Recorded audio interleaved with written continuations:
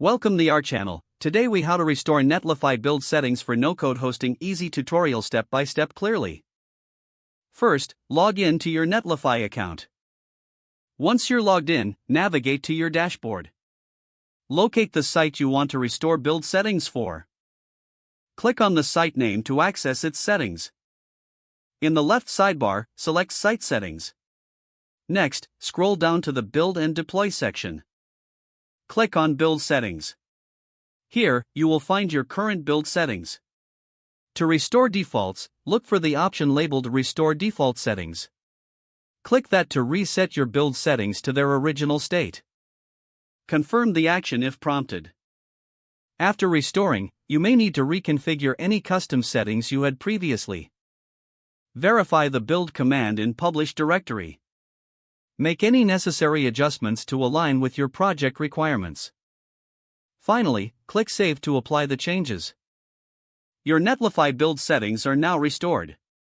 If the page does not load, refresh the browser or try again in a private or incognito window.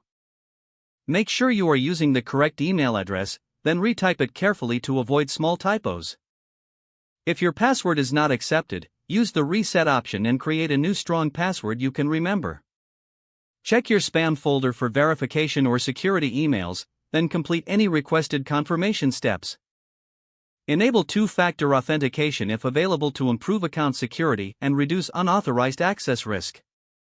After signing in, review your profile details so your contact information and settings are accurate and current. If you see an error message, note it down and try again after restarting your device and internet connection.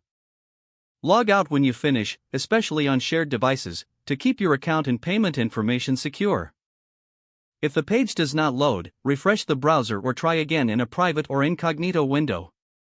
Make sure you are using the correct email address, then retype it carefully to avoid small typos. If your password is not accepted, use the reset option and create a new strong password you can remember.